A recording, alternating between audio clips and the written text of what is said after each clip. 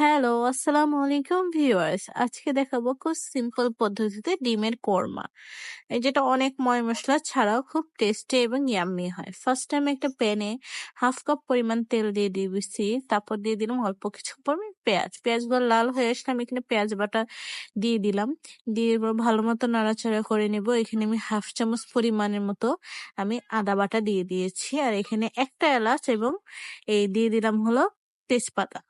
আদা বাটা দেওয়ার পর ভালো মতো একটু নেড়ে চেড়ে নিয়ে যেন কাঁচা স্মেলটা চলে যায়। আমি এখানে একটা কাপে 2 চামচ পরিমাণ হলো হলুদ, তারপর হাফ চামচ পরিমাণ হলো আমি মরিচের গুঁড়ো এবং গরম মশলার গুঁড়ো। এখানে আমি জিরার গুঁড়ো কোনো ইউজ করিনি, যেহেতু এটা ডিমের কোরমা বা ডিমের কারি, তার জন্য দিব অল্প পরিমাণ পানি। ভালো মতো এটা মিক্স করে আমি দিয়ে দিব সে পেনে আমি আগে থেকে হাফ চামচ পরিমাণের মতো আমি এই বাদাম বাটা ইউজ করেছি। সেটা হয়তো আপনাদের ভিডিও ক্লিপে মিস হয়ে গেছে, তার জন্য আই এম সো সরি।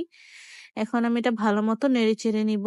নেড়ে চেড়ে নেওয়ার পর তারপর দিয়ে দিব সেই কাপের হাফ কাপ পানি। তারপর দিয়ে দিব ভালো মতো নেড়ে চেড়ে এরকম তেল হয়ে আসলে আমি দিয়ে দিব ডিম। এখানে অল্প পরিমাণ চিনি আমি ইউজ করেছি, যেমন হালকা একটু মিষ্টি স্বাদ লাগে। এখন আমি দিয়ে দিয়েছি হাফ কাপ পরিমাণ পানি, দিয়ে ভালো মতো নেড়ে চেড়ে নিব। তারপর দিয়ে দিব হলো আমি ঢেকে দিয়েছিলাম। তারপর দিয়ে দিব হলো অল্প একটু দুধ। দুধটা ইউজ করবেন যেন ক্রিমি টেক্সচারটা আসে। আমি এখানে অল্প পরিমাণ দুধ ইউজ করেছি, ফাঁকি দুধ একটু হালকা গরম পানিতে ঘুলে আমি এখানে দিয়ে দিয়েছি। দিয়ে দেওয়ার পর আমি এটা ঢেকে নিলাম। এখন দেখেন, লুক এট দ্য ডিমের কোরমা। খুবই সিম্পল এবং খুব লাইটলি একটা খাওয়া, যেটা আপনারা পোলাও ভাত যেটার সাথেই খেতে পারেন। সাবস্ক্রাইব করতে ভুলবেন না।